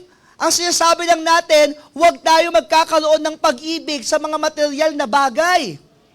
Kaya sabi sa 1 Timothy chapter 6 verse 10, hindi po yung money yung root of evil, kundi the love of money is the root of all evil, which while some coveted after, they have erred from the faith and pierced themselves through with many sorrows. Yan po yung naramdaman ni Achan. Nagkaroon po siya ng love of money. Nakita niya yung Babylonish garment, napakaganda nito. Siguro pag ako nagsuot nito, sikat ako, pogi ako. Kailangan ko yung gold, kailangan ko yung silver, para yumaman kami. Kaya hindi tayo agree sa gambling. Ang gambling, nagpapakita po yan ng covetousness. Bakit po? Kahit konti lang ibinigay mo dyan, isa lang ang mananalo. Lahat kayo, nakatingin dun sa magiging papremyo. Imagine nyo, magkano po ngayon ang ng loto? Yung isang card, isang tao pa dun? Basta yung gano'n, ng loto po. Magkano po? Ayaw niyo pa sabihin. 20 po ba? 20, 25? Nagmahal na po ba? Sabi 20 or, hindi ko rin po alam kasi hindi naman po ako tumataya sa loto, no? So kung may tumataya pa sa loto, pakicomment na lang po dyan sa Facebook natin. So 20 to 30 yata, I forgot kung ano po. Imagine nyo po, yan lang po ibibigay nyo. Pero may chance kang manalo ng 100 million. Saan galing yung 100 million? Saan galing yung 200 million? Sa lahat ng mga nagtaya po na yon, naiisa lang din po yung tinatarget. Yan po ang sugal. Kaya po kasakiman po ang bibigay po niyan, greed. Covetousness. Because you are coveting the money nang galing po sa marami pong mga tao. At isa lang ang matutulungan ng pera po na yon. Pastor Norman, pag nanalo naman po ako, tutulong po ako sa church.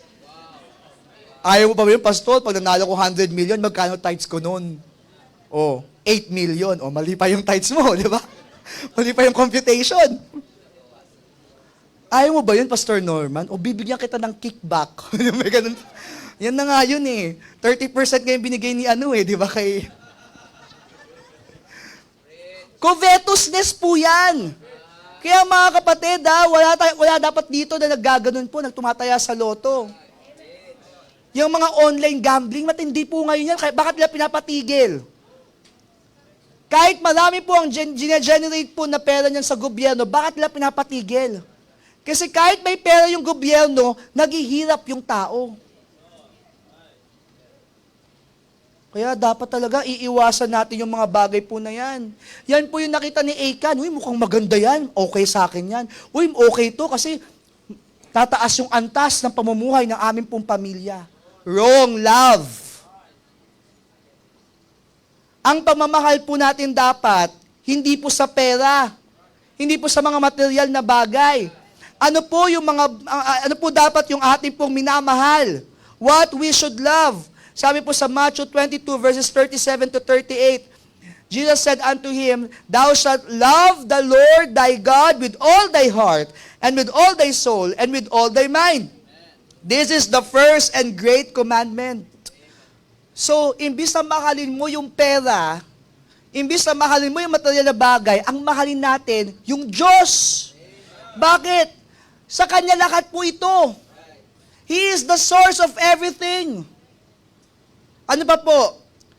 Psalm 119 verse 97. Oh, how love I thy law. It is my meditation all the day. Dapat mahalin din po natin yung Biblia. Yung salita po ng Diyos. Ano pa po? Hindi lang po ang Diyos, hindi lang po yung kanyang salita, kundi dapat yung kanya pong mga tao din, mahalin din po natin. John 13:34-35. A new commandment I give unto you, that ye love one another, as I have loved you, that ye also love one another.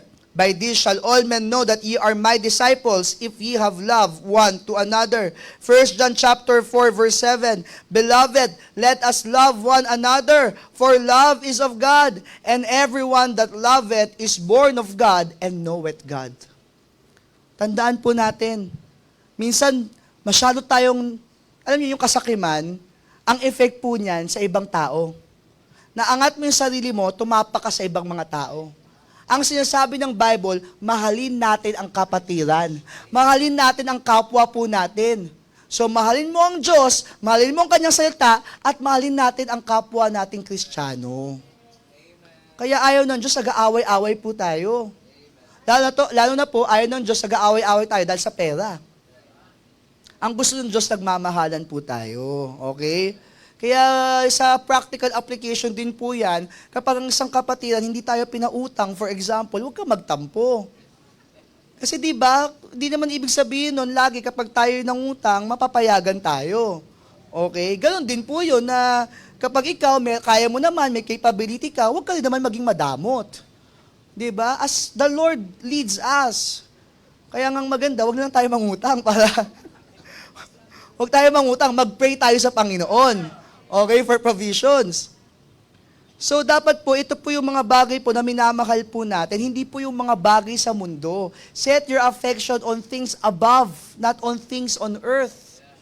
Yan po ang sinasabi po ng salita ng Diyos. At nakita po natin, dahil nagkaroon po ng ganong pagmamahal po, maling pagmamahal si Achan, ano po ang nangyari po? Nagkaroon siya ng wrong leadership. From his wrong love, from his covetousness, nagkaroon siya ngayon ng wrong leadership at dinamay pa niya yung kanyang buong pamilya.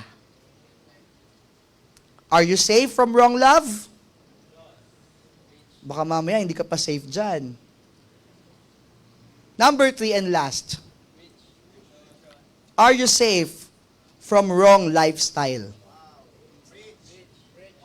Maybe kaya may covetous na si Achan, malayo talaga ang kanyang puso sa Panginoon.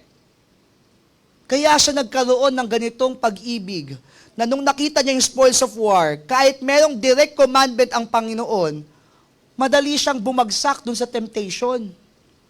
And because of that, nagkaroon siya ng wicked and wrong leadership at nadamay po even his family. Actually, hindi lang nadamay, syempre for sure may consent ng pamilya yan, kaya pati sila sinama sa pinatay. Pati yung possessions nila and everything.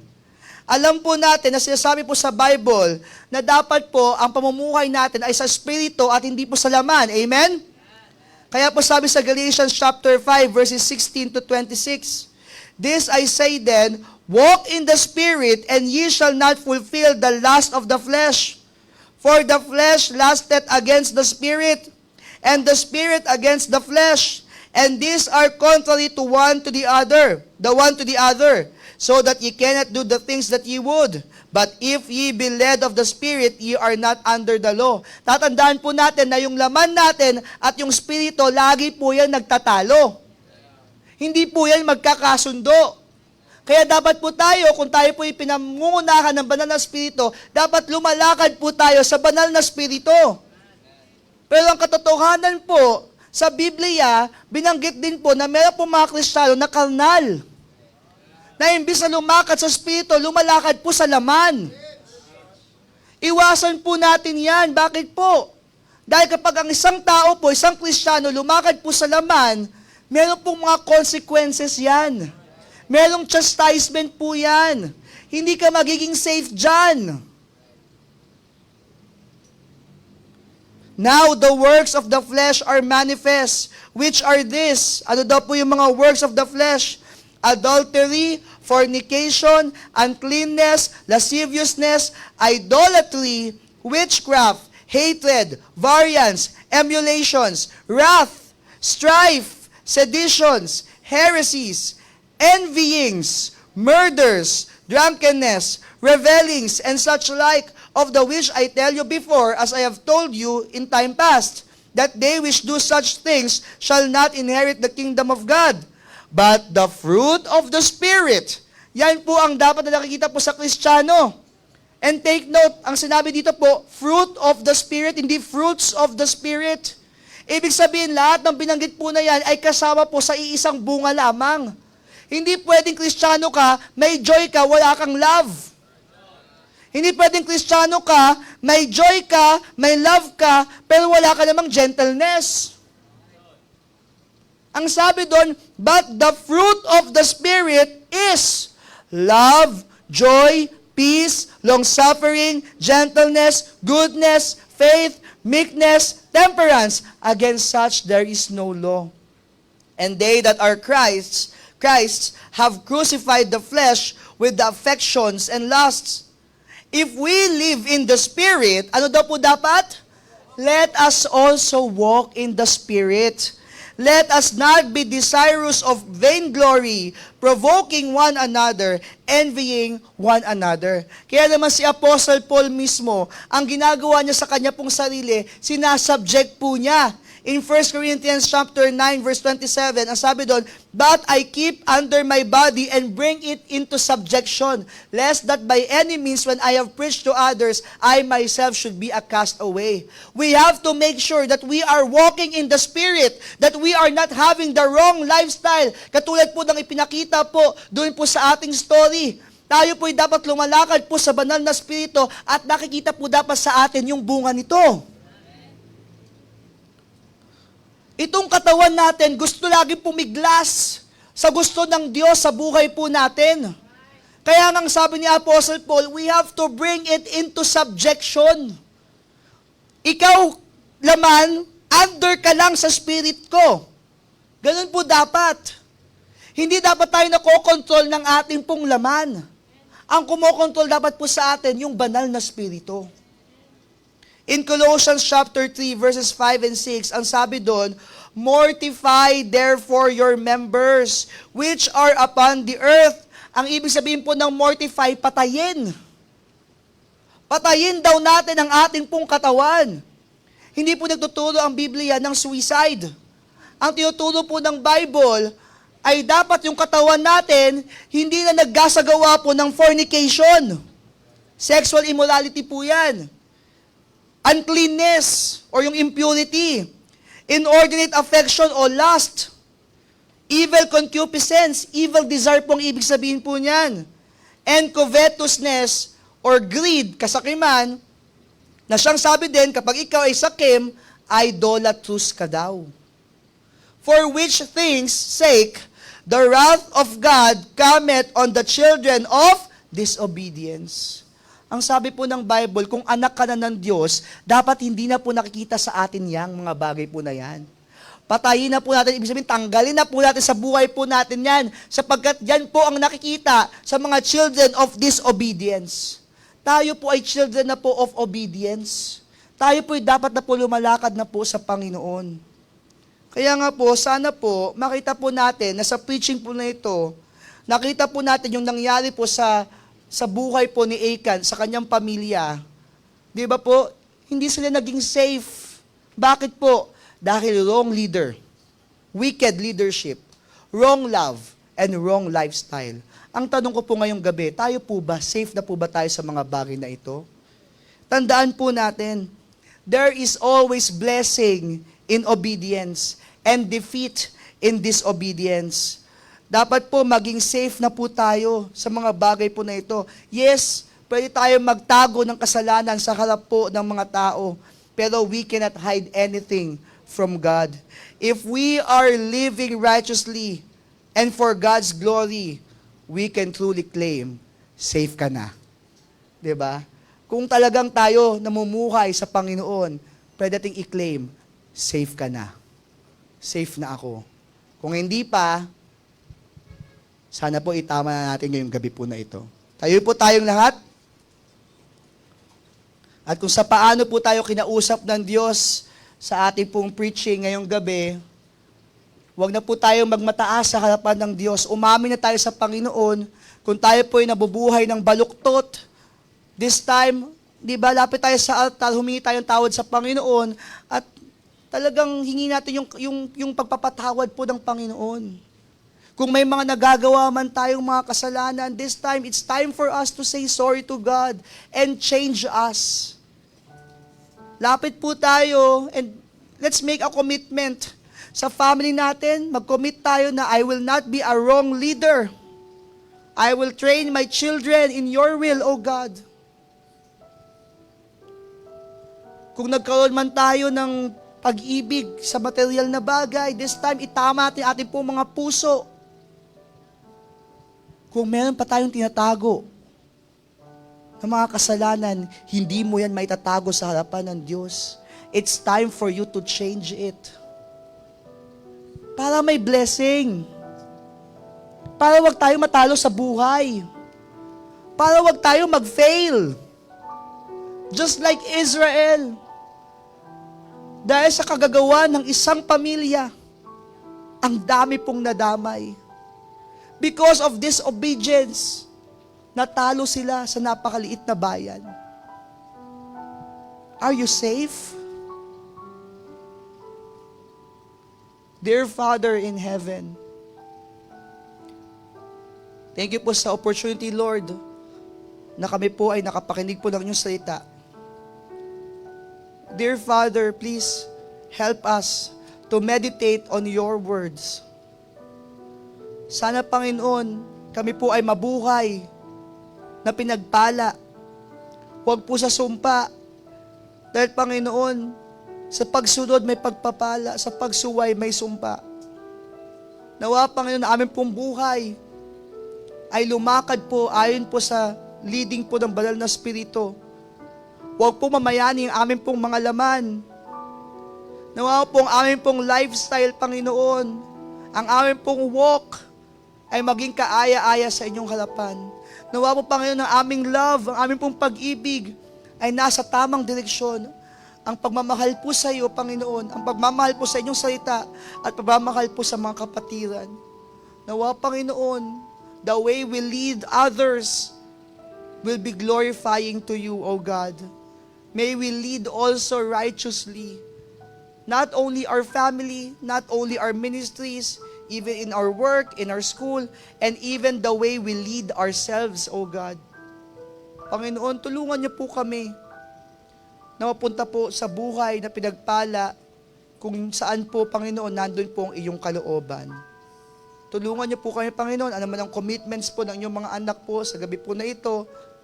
Bigyan niyo po sila ng kalakasan, Panginoon, at tuparin po ito, Panginoon.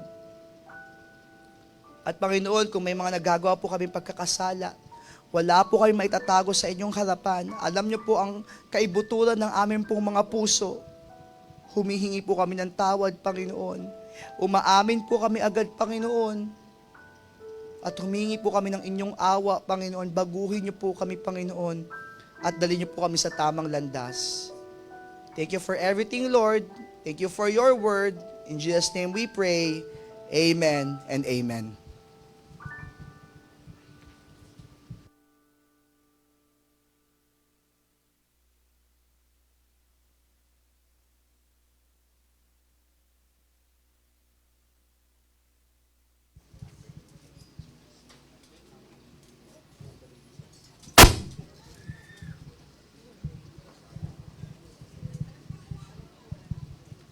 Salamat po sa napakagandang mensahe po na hinatid po sa atin ng atin pong resident pastor. And this time po, tayo po ay dadako sa pagbibigay po ng atin pong tithes and offering. But before that, let me read to you po ang nakasaad po sa Acts chapter 20 verse 35. Ang sabi po dito, I have shewed you all things, how that so laboring ye ought to support the weak, and to remember the words of the Lord Jesus, how he said, it is more blessed to give than to receive. Tayo po ay sumandaling manalangin.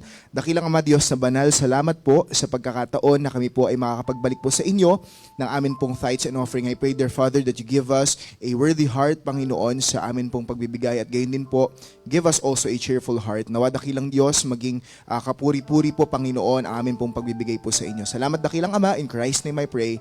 Amen. As we give, awitin po natin anything that costs me nothing.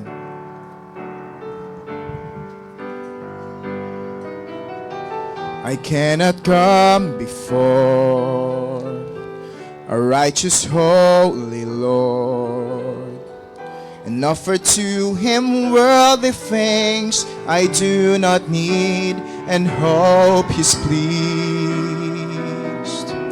For He wants me to give a heart that's truly His, an offering of highest price, a servant to the Lord can use. And I will not offer anything that costs me nothing. I'll place before Him nothing less than my very best. And if I'm called into sacrifice, it will be worthy of my Christ. I will not offer anything that costs me nothing. Anything that costs me nothing. Amen. And para po sa atin pong mga ilang announcement, wag po nating kalimutan na tayo po ay umattend ng atin pong Family Sunday sa ano po yan, sa Sunday na po yan, September 14. And meron po tayong guest speaker po. That is 2 p.m. po. So dumalo po tayong lahat. Nawa po, kasama din po natin yung mga iba po nating missions, yung mga Living Water Baptism. Ayan po, yung makikita po natin. And I believe nakapost na po yan and makikita po natin yan sa mga social media po natin. So pag-pray po natin yan and patuloy po tayong, dumalo po tayo dyan. And gayon din po, sa Saturday po, yung mga ministries po natin, sa soul winning po natin, sa mga children centers, please continue to support po yan. And yung mga choir practices, and don't forget po na umattend po. Kapag po kayo ay choir member, umattend po kayo ng choir practices po natin. So, tayo po yung lahat ay tumayo at tayo po ay magko-close na po sa atin pong service. Let us all pray. Dakilang Ama Diyos na banal, salamat po Panginoon sa natapos po naming gawain. Salamat po Panginoon sa amin pong resident pastor na nangaral po Panginoon ang inyong salita. I pray, dear Father, that you give us the working of the Holy Spirit para po maitama po namin ang dapat po namin itama at may apply po namin, Panginoon, ang inyo pong salita po sa aming buhay. Ingatan niyo po kayo, Panginoon, sa pansamantala po namin paghiwa-hiwalay at ibalik niyo po kayo, Panginoon, sa mga ministeryo po namin gagawin po sa Sabado, gayon din po sa amin pong pagsamba pumuli sa inyo sa Sunday. Kayo po, dakilang Ama, ang siyang mapapurihan, Panginoon, sa serbisyo pong ito. In Christ's name I pray. Amen. Diyan po nagtatapos ang atin pong gawain. To God be all the glory.